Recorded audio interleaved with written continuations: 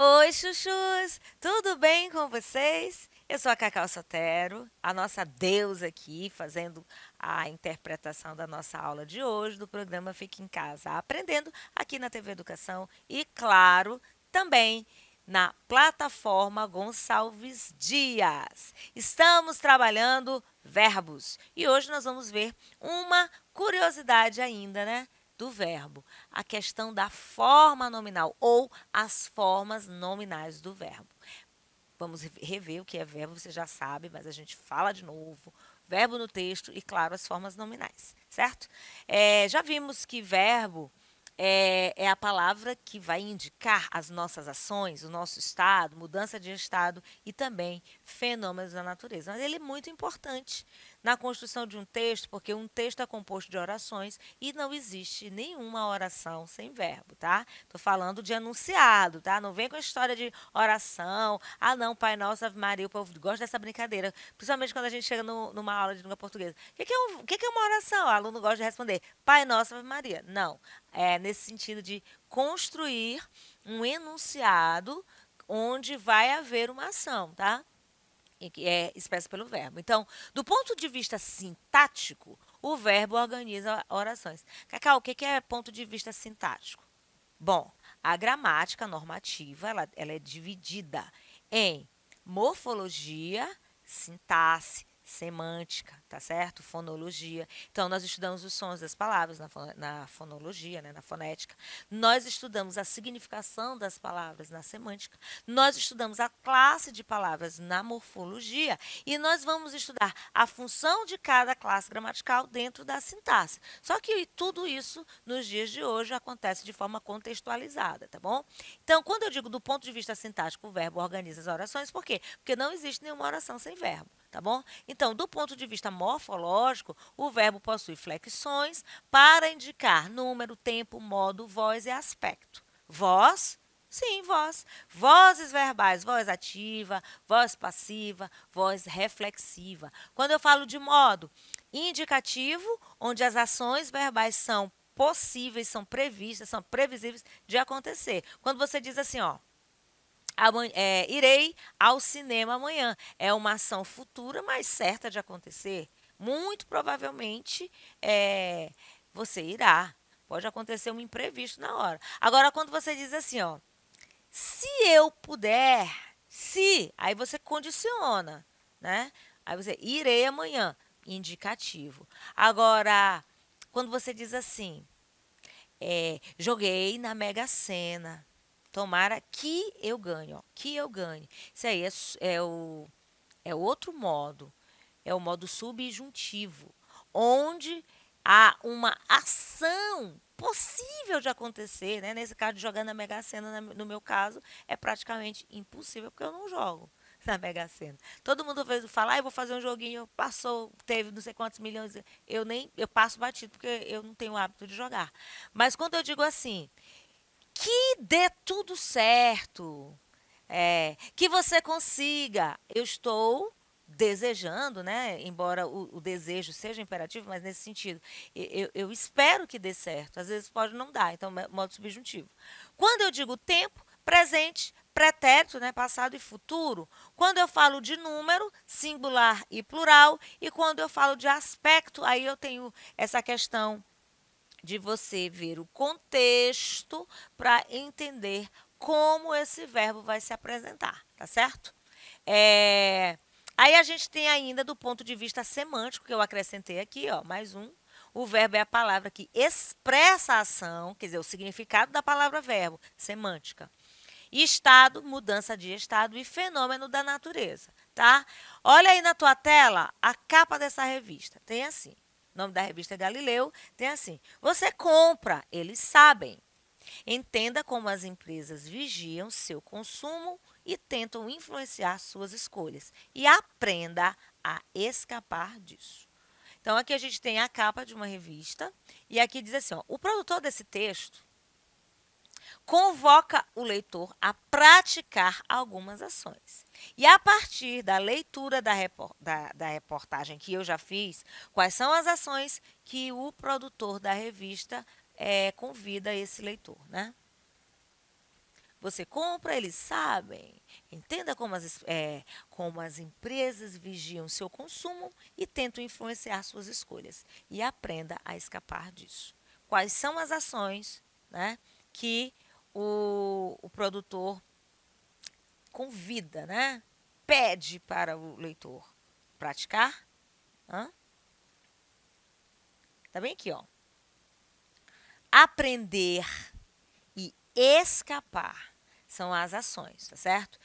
Nesse caso, gente, aqui a gente trabalha com uma função da linguagem, é a função apelativa, normalmente nos comerciais, né? Normalmente nas propagandas, a função apelativa ou conativa, ela tem esse objetivo de levar o leitor, né, o receptor, a uma ação. Então, nesse caso, essas ações que o produtor do texto pretende é que o leitor aprenda e escape disso. De quê?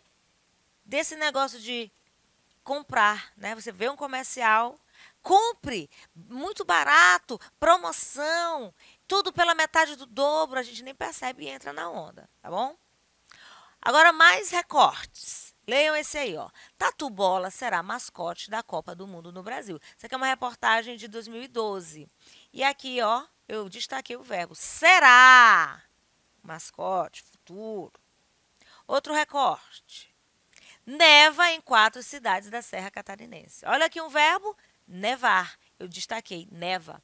É o verbo que indica fenômeno da natureza, tá? Nevar.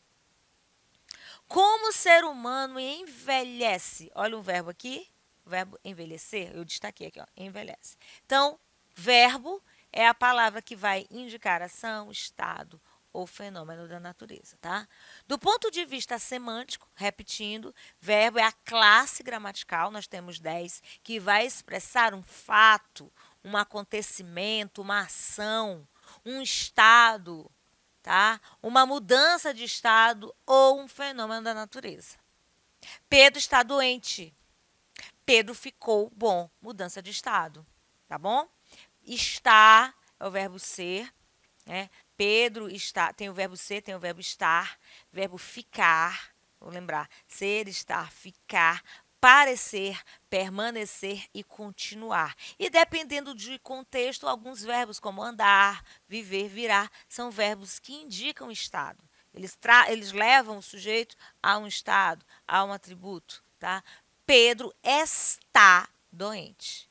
Pedro ficou bom, quer dizer, mudou o estado. Ficar, mudou o estado. Pedro continua doente, né? Permanência, né? Continuidade. Observe essa tirinha aí, bem engraçada. O primeiro bicho da goiaba faz um casulo. Aliás, primeiro o bicho da goiaba faz um casulo. E depois se transforma nessa mosquinha. Fala, goiabão! Aí a mosquinha diz assim: descobriram meu segredo. A pergunta aqui é simples. Qual é o sujeito das orações que compõe o primeiro e o segundo quadrinhos da tira? Então, aqui, ó. O bicho da goiaba faz um casulo, é o primeiro quadrinho. Depois se transforma nesta mosquinha. Aí, no caso, como que eu identifico o sujeito de uma oração? Pergunto para o verbo. Quem faz um casulo? Quem se transforma nesta mosquinha? Claro, o bicho da goiaba. Núcleo, bicho, tá? Bem fácil. Então, aqui eu tenho um verbo, um verbo no primeiro quadrinho, faz, e no segundo quadrinho, transforma. No caso, flexionado, verbo fazer e verbo transformar. Como você observou, o referente do sujeito é o mesmo nas duas orações, mas as afirmações do predicado sobre ele são diferentes. Em que consiste essa diferença? Ó, faz e transforma. Em que consiste? A resposta, no primeiro caso, o sujeito pratica a ação e no segundo, ele sofre uma mudança de estado, tá? Por quê? Porque ele se transforma nesta mosquinha. Ele não tem uma ação. Ele sofre uma ação. Então, bem aqui, mudança de estado. Então, indica ação, indica estado, indica mudança de estado. Ele tem um falar horrível. Quer dizer que a pessoa fala de forma horrível. Mas aqui eu usei um verbo na forma nominal, falar. Tenho aceitado todos os presentes com carinho. Estava falando pelos cotovelos quando eu cheguei. Então, falar pelos cotovelos é uma expressão que a gente usa quando uma pessoa fala muito. Bom, então você pode observar que aqui eu tenho falar, aceitado e falando, né? Eu poderia até ter colocado aqui um exemplo com tenho falado disso todos os dias, para usar o mesmo verbo, em 3 formas nominais diferentes, né? Então, vamos falar agora das formas nominais do verbo. Quando eu digo assim, ele tem um falar, quer dizer que a ação dele falar, o jeito dele falar, é horrível. Então, eu tenho um verbo que não está flexionado, que está na forma nominal e tem uma função diferente do que realmente é. Porque aqui significa que, quando eu digo o jeito de falar, falar é o jeito de falar, então aqui eu tenho a ação em si. Então, não é um verbo, é um verbo com uma função de nome, no caso de substantivo. Tenho aceitado os presentes com carinho. Aqui eu tenho um verbo na forma nominal de particípio, que se apresenta sempre com ado ou com ido. E aqui eu tenho estava falando, que é o gerúndio que nós vamos ver agora, tá? Infinitivo pessoal é flexionado, no caso, eu falo, tu falas, ele fala, isso é flexionar. Isso varia em número e pessoa, tá? Quando eu tenho o gerúndio, caracteriza-se pela terminação NDO. E quando eu tenho o particípio irregular, ele pode exercer papel de adjetivo, tá? Então, o infinitivo pessoal é flexionado, eu falo, tu falas, ele fala. Quando eu uso sem flexionar, eu tenho a forma nominal, tá bom? Então, as formas nominais do verbo são 3: infinitivo, particípio e gerúndio. Eles desempenham um papel semelhante aos substantivos, adjetivos ou advérbios e, sozinhas, no caso das formas nominais, não podem ser capazes de expressar modos e tempos verbais. Então, quando eu digo ele tem um falar horrível, não é localizado nem tempo nem modo, certo? É a maneira dele falar. Por isso que tem função de nome. O infinitivo pode ser pessoal e impessoal, né? No caso, o impessoal não se refere a nenhuma pessoa, simplesmente manifestação e algumas vezes pode ter valor de substantivo, que é o caso assim, ó. Ajudar é a melhor forma de gratidão. No caso, a ação de ajudar. Por isso que tem função de substantivo. Rir é o melhor. Em qualquer situação, não tem nada para fazer, rir é o melhor, ou seja, a ação de rir. Então, nesse caso, ajudar e rir não tem modo, não tem tempo, se apresentam como formas nominais, porque tem função de nome, porque estão aí no lugar da ação de ajudar e da ação de rir, tá bom? Agora, quando ele é flexionado, ele pode variar em número de pessoas. Quando eu digo assim, ó, ouvi eles levantarem devagarinho. Aqui eu tenho a flexão na forma nominal. Unirem esforços é o que tem de fazer. Olha aqui, nominal de novo. Por serem vocês, não quer dizer que aceite o convite. Aqui, ó, quer dizer, infinitivo. Então, eu tenho o pessoal e o impessoal. O pessoal é flexionado e varia em número de pessoas. Então, quando eu digo assim, ó, eu vi eles levantarem, eu ouvi a ação deles levantar, né? Por isso que é infinitivo. E aqui, ó, de novo, ó, unirem esforço, a ação de unir. Serem vocês. Por serem vocês, não quer dizer, aqui de novo, também uma forma nominal, tá bom? Agora, o particípio. Particípio pode ser regular e irregular, como eu já falei, terminações ado e ido. Ó. Tinha fritado batatas para o jantar, fritado. Tenho aceitado todos os presentes com carinho e a água tinha sido benzida há muitos minutos. Por exemplo, tinha sido. Benzida também está no particípio, né? Porque pode ser benzida ou benta. Existem essas duas variações. Alguns verbos apresentam só uma, que é no caso o verbo trazer, no sentido, né? Verbo de trazer, eu tenho. As pessoas falam assim, ó, eu tenho trago, era para eu ter trago, que é errado. O trago, na verdade, é a primeira pessoa do verbo tragar no presente.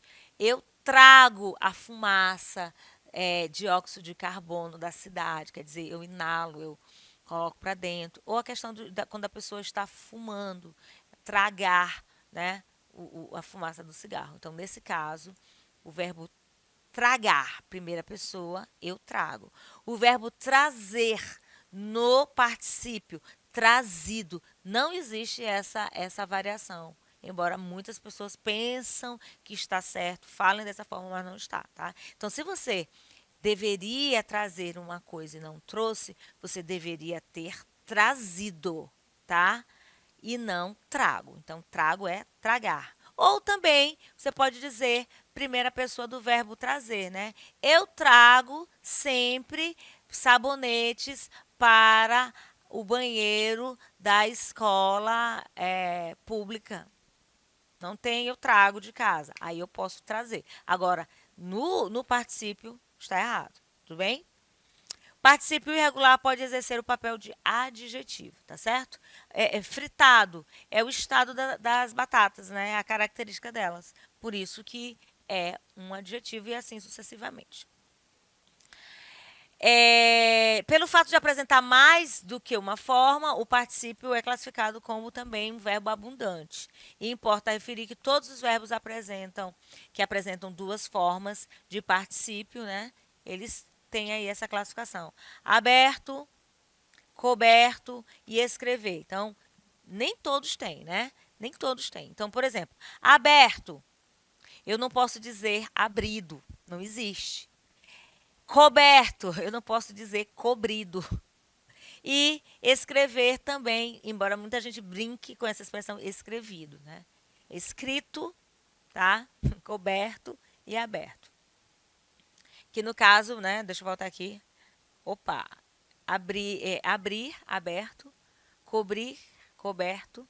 Escrever, escrito. Não existe em outra forma, tá bom?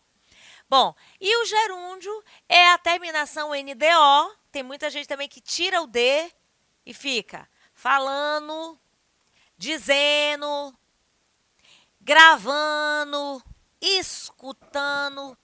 Está errado. Tem que ter a letra D, tá bom? NDO. Então, policie-se nesse caso. Ele não flexiona e pode exercer papel de advérbio, porque ele vai ficar como uma circunstância. Ó. Estava falando pelos cotovelos quando eu cheguei. É a circunstância, né? Quer dizer, falando demasiadamente. Por isso que é uma circunstância, por isso que tem função de advérbio. Acenando. Circunstancialmente, né? Acenando, disse adeus. Daqui a pouco eu vou fazer isso, né? Vou dizer tchau para vocês, porque a aula já está acabando. Então, na aula de hoje, você está aprendendo. E o nome do programa? Fica em casa aprendendo. Então, em se tratando de gerúndio, você não vai mais esquecer da letrinha D na hora de levar este verbo para esta forma nominal. Tá bom? Falar, falado, falando. Cantar, cantado, cantando. Trabalhar, trabalhado, trabalhando. Complicar? Não compliquei, não estou complicando. Então, gente, a dica para o gerúndio é não esquecer da letrinha D no final do verbo, tá? NDO. Nada de falando. assistindo. Vou mais tarde porque eu estou assistindo a aula. Não, você está assistindo a aula de língua portuguesa comigo aqui no programa. Olha só, fique em casa aprendendo NDO, certo? E eu termino aqui, com certeza, não complicando. Compliquei?